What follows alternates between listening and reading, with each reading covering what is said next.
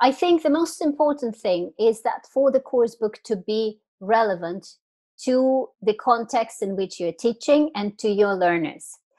And this is what you need to look at when assessing and choosing coursebook.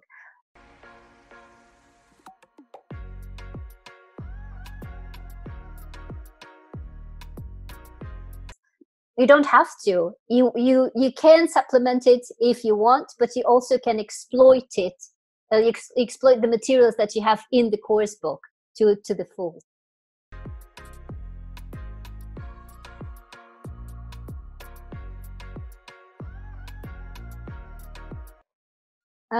Lack of organization, outdated material, and for me, as I'm a visual learner, so no pictures, bad course book.